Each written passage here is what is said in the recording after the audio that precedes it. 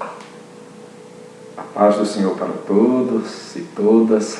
Uma alegria mais uma vez estarmos aqui nessa nossa segunda aula, entendendo questões fundamentais aí para o amadurecimento de nós enquanto líderes, enquanto cuidadores de crianças, enquanto homens e mulheres servindo ao Senhor com esse propósito de educar a criança, de ajudá-la a entender melhor a si mesmo e a construir algo sólido que possa ajudá-la enquanto pessoa no mundo a se desenvolver de forma íntegra, de forma total. E hoje nós falaremos de assuntos muito importantes do nosso curso Acolhendo, Entendendo e Ensinando, um novo olhar sobre o universo da criança. Espero que todos estejam preparados, porque vamos falar de educação. E eu acredito que é um assunto que interessa a todos nós, porque é disso que nós vamos falar durante todo o nosso curso. E hoje a nossa segunda aula é de educação bíblica versus educação pós-moderna. Caminhos para a retomada de valores e princípios. Vai ser desafiador essa aula, porque você vai entender como é que funciona essa questão da educação cristã, bíblica, teológica e também da questão da educação cristã no mundo pós-moderno. Nós vamos caminhar por várias questões fundamentais para você compreender e se desenvolver melhor enquanto cristão no mundo, enquanto formador de opinião e principalmente enquanto aquele que vai estar educando e ensinando a criança nesse mundo cheio de variações, cheio de possibilidades, nesse mundo pós-moderno que caminha aí para a sua contemporaneidade. Estão preparados? Vamos começar? E aí eu começo com uma provocação inicial, que diz o seguinte, que é de Renan Xavier. Da mesma forma que o governo não dá educação porque a educação derruba o governo, os lobos também não ensinam as escrituras. E quando eu falo de lobo, eu não falo só daquele que está no mundo, daquele que serve a pós-modernidade, daquele que de alguma forma tenta destruir o mundo da criança. Nós estamos falando daqueles que estão nas nossas igrejas, daqueles que estão nas nossas casas, daqueles que estão nas escolas e que de alguma forma não ensinam a verdade como ela tem que ser ensinada. Então eu quero nesse dia desafiar você a entender que informação transforma, que a palavra de Deus enquanto transformação, enquanto universo de ensino, ela é transformadora e nós precisamos entender isso. Teríamos uma teologia bíblica nas escolas, por exemplo? Será que isso seria aceito? Teríamos um governo teocrático? Será que as pessoas aceitariam um governo baseado nas escrituras sagradas, baseado naquilo que Deus traz enquanto verdade nas suas sagradas escrituras? Eu penso que não, mas a gente vai discutir sobre isso. E quem sabe a gente encontrar uma forma de levar esse ensino teocrático, esse ensino sobre Deus, esse ensino cristocêntrico para dentro das nossas escolas e dos outros espaços que a gente atua de forma inteligente. Tá? Você é que vai ser responsável por isso. E aí eu trago mais uma reflexão inicial para a gente pensar. Já entendemos na aula anterior o conceito de pós-modernidade, a partir da leitura da nossa realidade atual. Então eu acredito que deve ter ficado claro para você da importância de compreender esse conceito de pós-modernidade, para que a gente entenda que na educação também esse conceito é transferido. Compreendemos também que a pós-modernidade tem três bases fundamentais, que é a pluralização, a privatização e a secularização.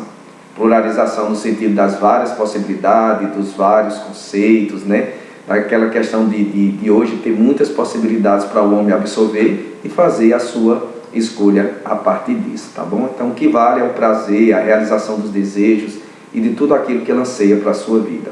O segundo conceito é a privatização, é aquela questão de somente eu, que o que vale é o que eu penso, e eu não tenho nada a ver mais com o mundo que me cerca, com as hierarquias, com os valores. Então eu penso a partir de mim, então eu realizo os meus desejos, os meus sonhos, Eu faço o que eu quero e o que eu desejo. E o terceiro conceito é o conceito de secularização, ou seja, há vários caminhos, há várias possibilidades, não há mais uma religião, o que importa é ter Deus no coração. Vem aí o conceito também de sincretismo religioso, da mistura de várias religiões, daquilo que as religiões trazem, e as pessoas querem, na verdade, uma religião única, que não as impeça de nada, que não traga nada sobre santidade e que não construa nada a partir dela, tá bom? O que importa é a religião individual, onde cada um escolhe a sua. Então, no terceiro momento, nós também pensamos no quanto essa visão pós-moderna tem influenciado a família, a escola, a igreja e o Estado, com reflexos diretos na vida da criança. Então, eu acredito que tudo isso ficou muito claro, que a criança tem sido influenciada por todas essas questões, tá? Então, quais são as verdades importantes que a gente precisa entender e saber nesse primeiro momento? Não podemos olhar para a pós-modernidade e demonizá-la na sua totalidade, mas precisamos ter cuidado com a base. É isso que você tem que entender, que tem uma base que foi construída. Lá em Mateus 7, 24 ao 27, né, que fala dos dois fundamentos, das duas casas, né? Uma que foi edificada sobre a rocha e outra que foi edificada sobre a areia, sobre um terreno maleável. A palavra de Deus, eu entendo aí as verdades das Escrituras, aqueles que a seguem constroem a sua vida sobre uma base sólida, mas aqueles que constroem a sua vida sobre a areia, a sua salvação, a sua história, sem base nenhuma, quando vêm as tempestades, as dificuldades, isso tudo desaba, né? Isso é a pós-modernidade. A pós-modernidade traz uma mensagem que não tem sustentação em si mesmo, que não traz base nenhuma para a humanidade, para o homem, para a família e muito menos para a criança. Então, quando as tempestades vêm, quando os processos de vulnerabilidade acontecem, o homem não tem sustentação em si mesmo. E aí ele se torna alguém extremamente fragilizado, sem nenhum tipo de segurança. E tudo que nós queremos é levar uma base para que a criança seja feliz e estruturada dentro de uma família também que é funcional e não disfuncional. Da mesma forma que a pós-modernidade tem questões sérias na sua construção, percebo também que a educação na igreja tem falhas enormes nas suas bases. Muitas. Nós somos muito frágeis na construção de uma educação cristã dentro das nossas igrejas. E quando a gente pensa em família, muito mais sério ainda. Quando a gente pensa na sociedade, então nem se fala. E nas escolas, eles não têm interesse de construir uma base sólida. Eles querem apenas educar para o momento, para a vida da forma que o sujeito quiser construir. E é isso que a gente vai pensar a partir de agora, ok? Então construa a sua vida e a vida da sua família e dos seus filhos sobre a educação sólida, firmada na palavra de Deus. Por quando vierem os dias maus, nós estaremos bem firmados sobre a rocha que é Jesus. Então eu queria ler o texto de Deuteronômio, porque a gente vai falar um pouquinho dele mais na frente. Capítulo 6, versículos do 4 ao 9. Olha que texto extraordinário sobre a educação de crianças, sobre a educação em família. Ouça, ó Israel, o Senhor, o nosso Deus, é o único Senhor. Ame o Senhor, seu Deus, de todo o seu coração, de toda a sua alma e de todas as suas forças. Que todas essas palavras que hoje lhe ordeno estejam em seu coração. Ensine-as com persistência a seus filhos. Converse sobre elas quando estiver sentado, em casa, quando estiver andando pelo caminho, quando se deitar e quando se levantar. Amarre-as com um sinal nos braços e prenda-as na testa. Escreva-as nos batentes das portas de sua casa e em seus portões. A gente vai retomar daqui a pouco e entender um pouco melhor esse texto, mas entenda que isso é fundamental para a gente fazer essa comparação com a realidade da educação pós-moderna. Primeira coisa que a gente tem que pensar é a ideia que Deus teve, que é maravilhosa. Primeiro, Ele escolheu líderes, como Moisés, por exemplo, né, para transmitir ao seu povo as suas verdades de forma pedagógica. Ele poderia ter feito isso, mas Ele chamou a mim e a você para que a gente possa transmitir aos nossos filhos, transmitir às crianças, transmitir à sociedade, porque aqui Ele estava pensando na sociedade como um todo, Ele estava pensando no povo de Israel, e Ele escolheu Moisés para transmitir as suas verdades ao povo. Por quê? Porque Ele queria construir algo sólido, mostrando que o passado, com seus valores e princípios, deveria ser valorizado. O próprio Jesus, não sei se você lembra, ele cita a lei e os profetas constantemente. Então, Moisés estava ali ensinando ao seu povo sobre Deus, sobre a história do seu povo, sobre as coisas extraordinárias, e pedia que os pais também transferissem isso para os seus filhos no ambiente de casa, porque é onde começa a educação. A educação doméstica ela é fundamental, e as pessoas naquele momento precisavam conhecer sobre Deus para transmitir para as próximas gerações. Através do ensino do que Deus fez no passado e das suas leis internalizadas no coração do homem, e isso deveria começar na infância, o homem caminharia seguro na sua existência.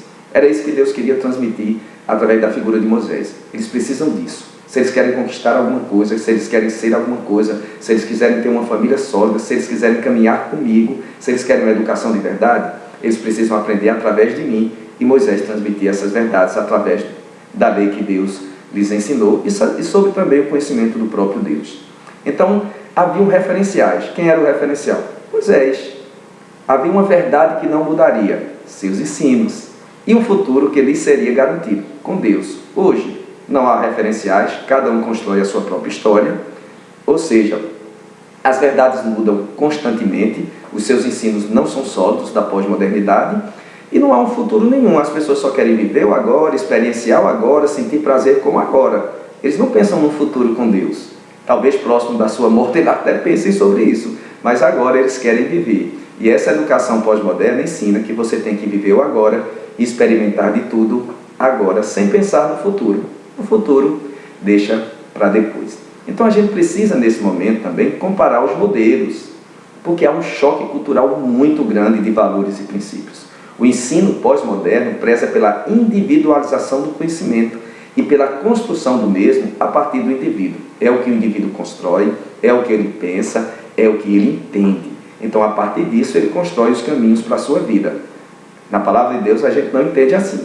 A gente entende que a palavra vem de Deus, ela traz ensinamentos para a nossa vida e a gente constrói a partir do que Deus traz e não a partir do que a gente sente ou do que a gente acredita. Tem uma verdade e essa verdade precisa ser seguida.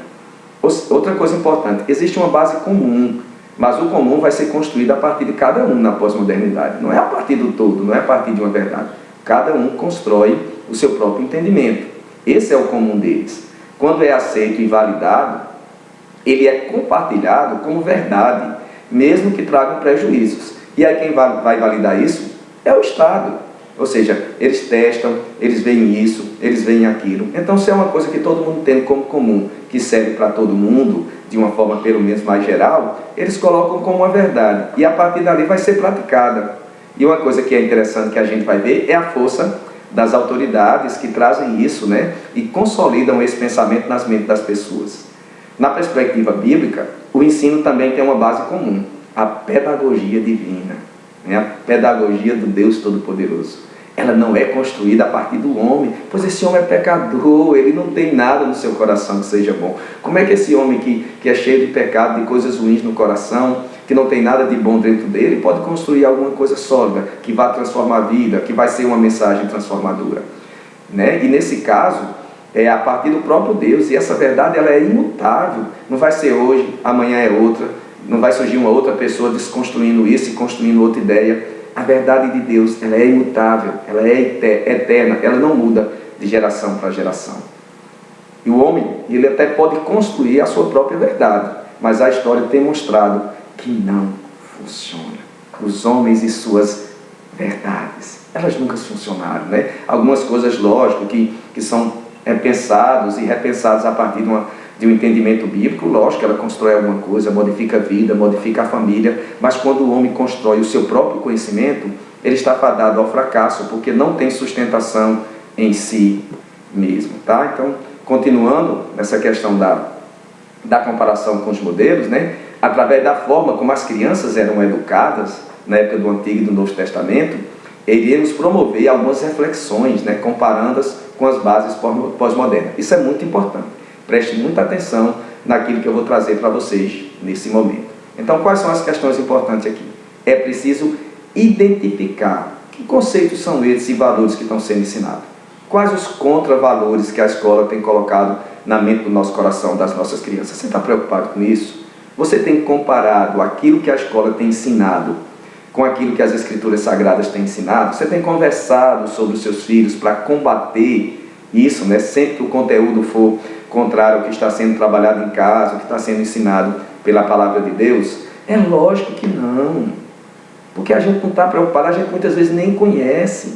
E até coloco agora uma pergunta, né? Estamos praticando uma educação cristã em casa?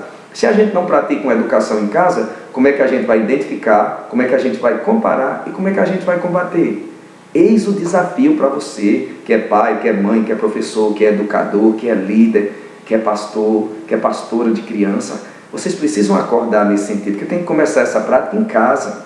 Então, sem conceitos e princípios construídos em casa, jamais conseguiremos identificar, nem comparar e muito menos combater. Se você entender essa realidade, muita coisa vai mudar naquilo que nós percebemos, tá? Aí o que é que Deuteronômio capítulo 6, do 4 ao 9 diz, e aí eu vou consolidar aquela ideia daquele texto. Primeiro, no versículo 4, Deus como único Senhor, né? E aí nós temos que pensar a questão da referência, né? As crianças precisam de modelos, Deus tem que ser o Senhor.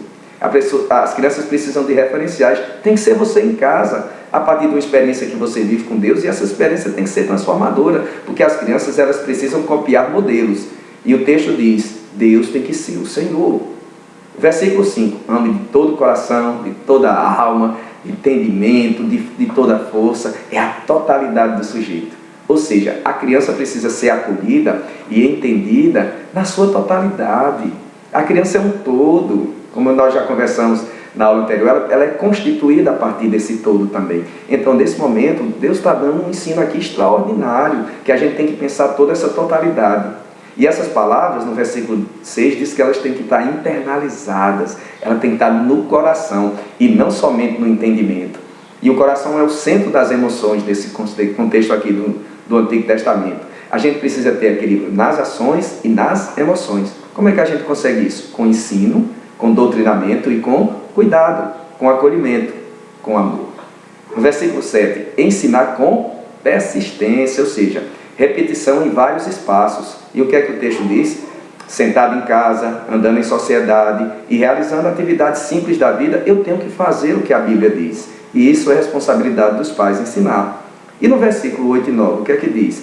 Amarrar e escrever, né? Amarrar nos braços, escrever na testa, escrever em vários lugares, ou seja, a lembrança do que foi ensinado e a transmissão dos valores a outras pessoas. Ou seja, há aqui uma consolidação do conhecimento. Então, constantemente, ao andar pelas ruas, a sair nos lugares, era para andar constantemente com a lembrança da lei, daquilo que estava sendo ensinado, escrito em pequenos espaços, para que ele pudesse ser lembrado durante todo o dia. Então, o ensino que é consolidado através do próprio Deus, ele tende a ser multiplicado para outras pessoas. Isso é educação cristã a partir dos ensinamentos divinos.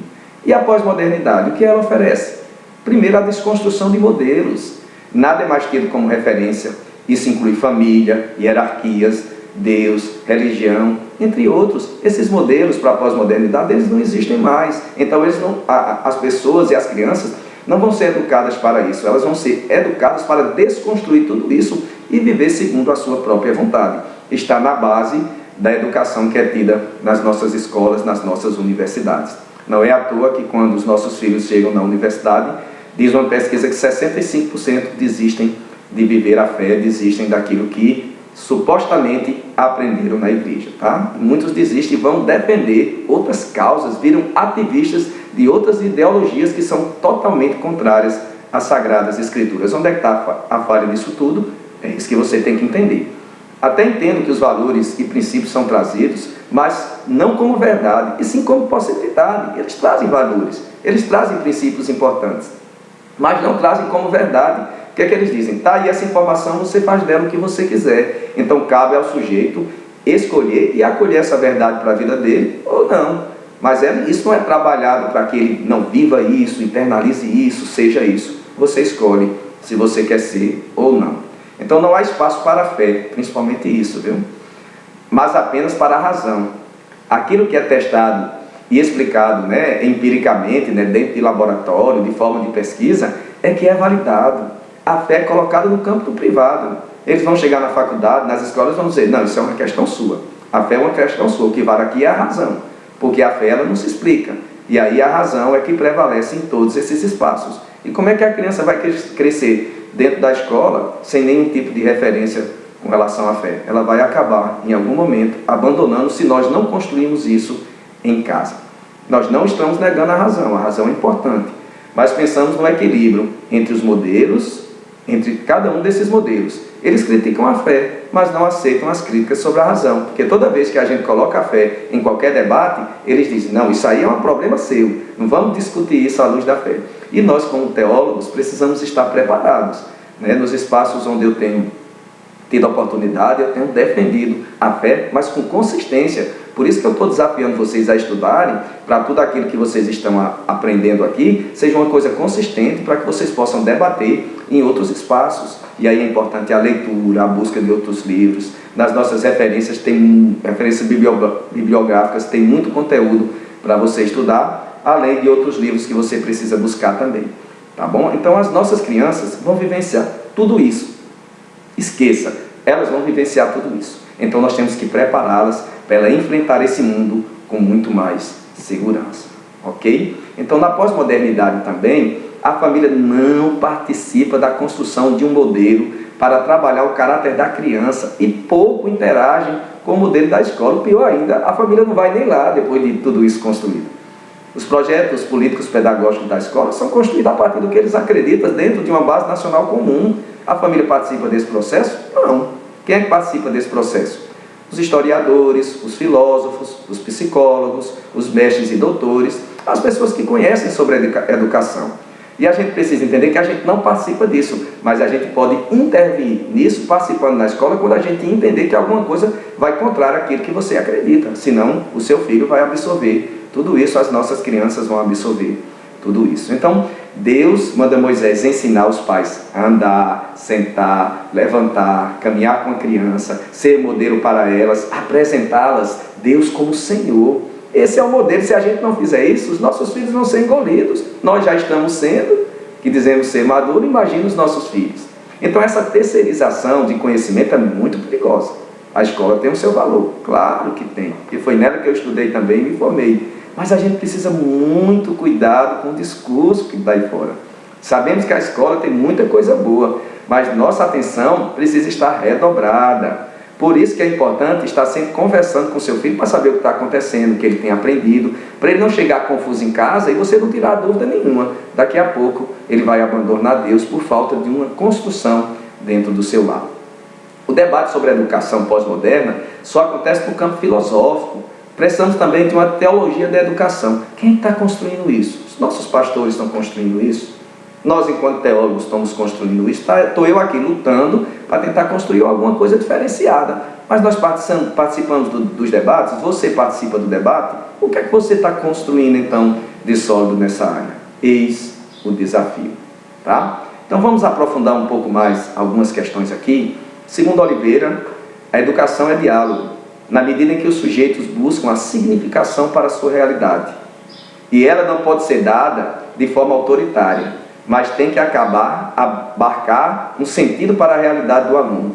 É na composição dialógica que os indivíduos se tornam atores do universo escolar. Por mais que pareça não ser autoritária ou imposta, essa educação, ela é construída e apresentada como o melhor modelo. Tá? Então é isso que a gente precisa entender, que esse diálogo ele não existe, a sociedade não participa de tudo que é construído. As pessoas constroem a partir de ideologias que estão aí, que já estão aí abraçadas pela sociedade e entendidas como normal. Elas foram construídas por mestres e doutores no assunto, né? Aí a força da autoridade. Quem é essa autoridade no assunto? Qual a referência? O que foi que essa pessoa construiu a nível de mudança no mundo? Mas Deus colocou referenciais, como Moisés, para fazer isso também, né? Então, quando nós, que somos teólogos, que podemos trazer uma mensagem teocêntrica e cristocêntrica, fomos chamados para esses espaços de debate. Eu nunca fui, eu até interajo nas universidades, falo nas universidades, trago uma visão mais teológica das coisas. Nas minhas palestras, dentro das empresas, eu vou ali, construo alguma coisa no inconsciente das pessoas, trazendo verdades do reino de Deus. Mas e você? Está construindo o que para mudar esse mundo? Gorgian afirma que a essência da pós-modernidade é não ter essência, e sua identidade é carecer de identidade. Não tem nada sólido, não tem essência nenhuma, né? A essência deles é não ter nada, e a identidade deles é o quê? É não ter identidade, ou seja, é não seja você, apenas viva o que está acontecendo no momento. Nossos filhos estão vendo tudo isso. Então, deixando transparecer a contradição existente com o discurso pós-moderno, sem essência e sem identidade. Eis a proposta. Nossos filhos estão lá, participando, inclusive. Então a proposta cristã é viver a essência de Deus e sermos imagem e semelhança dele. É ter uma nova identidade, ser uma nova criatura, né? Paulo, escrevendo à igreja de Corinto, disse isso. Aquele que está em Cristo é nova criação. As coisas velhas já passaram, eis que tudo se fez novo. Ou seja, é uma educação para a mudança. Muda o ser humano e muda tudo que está perto dele. Então é uma mudança a partir do indivíduo. É por isso que é importante uma educação cristã consolidada. Na educação pós-moderna, não há passado e nem futuro. O que importa é o agora, é viver o presente, é gozar nesse momento, é o gozo. E essa coisa do gozo beira a patologia, porque as pessoas querem viver no extremo, experienciar o extremo de cada coisa.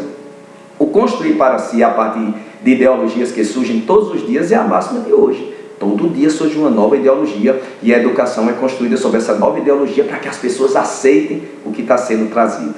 Essa que é a verdade. Não há o que transmitir na verdade, mas todo dia eles transmitem alguma coisa que não é, que amanhã não vai ser novamente, mesmo que tenha sido constituído a partir de agora. No Antigo Testamento era assim, a educação para o povo de Deus começava em casa, era prioridade dos pais, não havia terceirização. A mãe era responsável até uma determinada idade. Tinha um paidagogos, que era um pedagogo que caminhava depois de um determinado tempo. A educação doméstica começava em casa, a responsabilidade era dos pais. E você está fazendo isso? E essa responsabilidade também era diária. Começava em casa e se estendia pela sociedade. Pelo menos 100 vezes por dia, as crianças deveriam se lembrar de Deus. Como eu falei anteriormente, nos braços, na testa, na entrada de casa, até as roupas e os cabelos lembravam que eles eram de Deus, que eles eram do povo de Israel e transmitiam uma mensagem para as pessoas. Pedagogia é isso. Isso sim é uma educação sólida. Então precisamos começar a pensar uma educação de qualidade nas nossas igrejas, para as nossas crianças, que inclua a pedagogia do óbvio. Está claro. Está tudo descrito como tem que ser. Nós é que implementamos novos modelos. Tudo bem pensado e deixado como modelo. Por que é que a gente escolheu outros modelos que não o modelo bíblico? Esses novos modelos atualizados é importante, tem a sua validade, contribui muito para o processo. Mas se abrirmos mãos do modelo divino, das bases divinas, certamente falharemos. A igreja abriu mão disso, construiu projetos pedagógicos a partir de outras modalidades, de outros conceitos do mundo. Quebramos a cara. E agora estamos aí tentando reconstruir alguma coisa, tá? Então, no Antigo Testamento, dando continuidade, a família era a unidade social básica de Israel. As crianças eram uma bênção de Deus. Honra e vergonha eram valores dominantes, independente da classe social. As crianças eram educadas para uma vida coletiva, para ajudar todo mundo. O caráter nesse tempo era muito mais importante que o desempenho. Hoje o que vale é o desempenho, a conquista, é o ser isso, é o ser aquilo, é poder isso, é poder aquilo. Você vale hoje o que você desempenha, o que você tem. A integridade era ensinada às crianças, buscada pelos pais. A criança tinha que ser inteiro, tinha que ser em casa, tinha que ser na sociedade. Não era diferente. E as nossas crianças, os nossos filhos, às vezes são uma coisa em casa e fora de casa são outra completamente diferente. Assim como nós. E eles estão aprendendo direitinho o que você está ensinando para ele, viu? Lembram de Jesus ensinando que o fruto revela quem a pessoa é? Está lá em Mateus 7, do 15 ao 20. É pelo fruto que se conhece a árvore, se ela é boa ou não. E a pureza, ela era buscada. Olha que coisa extraordinária. A gente faz isso hoje. Nossa, é muito diferente. É muito diferente. Aos 12 anos de idade, por exemplo, os meninos passavam pela cerimônia do Bar Mitzvah, quando já deveriam saber de qual os pontos mais importantes da lei. Nossos filhos não sabem um versículo. Que coisa estranha. A sinagoga aparece no final do Antigo Testamento, e os filhos depois iriam aprender, iriam dar continuidade aos ensinos na sinagoga. Lá eles iriam aprender sobre a lei, sobre os profetas e as tradições também, para que elas fossem mantidas. E a lei era explicada e a cultura era perpetuada. Ou seja, havia continuidade. Era uma educação continuada. Constantemente eles entravam em contato com a verdade de Deus, sobre quem era Deus, sobre a história do povo de Israel. Não havia espaço, está entendendo, para eles não estarem entendendo e aprendendo sobre Deus. Entenderam a lógica? Após sair da infância, já educado pelos pais, ele tinha um rito de passagem. E aí eles participavam da vida adulta, eles estavam ali agora disponíveis para estar na sinagoga aprendendo com os mestres da lei, tá? Então, eles iam para a sinagoga aprender sobre a lei e sobre os profetas. A ideia de continuidade é sempre que a gente tem que pensar, quando pensar em educação. Então, quais os propósitos de uma educação teocêntrica, né? Primeiro, transmissão da história. Transmitir a história de Israel, dos grandes homens de Deus, Abraão, Isaac, Israel, da grande história do povo de Deus, para que essa história fosse perpetuada, para que nunca fosse esquecida. Tanto que até hoje, nós que estamos aqui, depois de milhares de anos, compreendemos e entendemos essa verdade. Por quê? Porque foi passada de geração em geração. Em segundo lugar, essa educação servia de base para a conduta ética.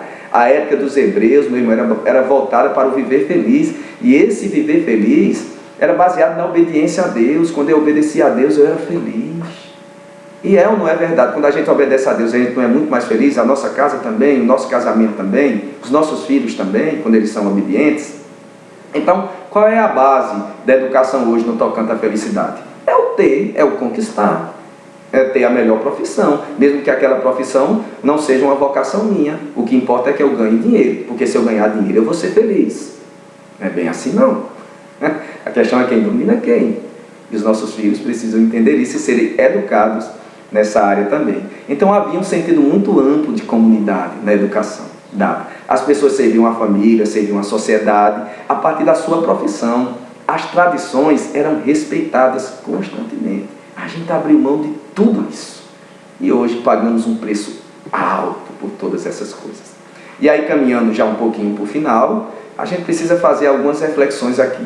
Primeiro, precisamos fazer a leitura correta desse tempo e dos cenários possíveis. Nós já falamos sobre isso, sobre o mundo da criança, sobre o mundo, sobre família, sobre sociedade, sobre a igreja, sobre pós-modernidade. Temos que fazer a leitura correta. Em segundo lugar, compreender as fases do desenvolvimento da criança. E a partir da próxima aula a gente vai estudar sobre isso. Depois, entender que existem novas configurações familiares. A criança está confusa, muitos modelos, muitas configurações, e ela está no meio dessa confusão toda. Na próxima aula a gente vai pensar sobre isso também.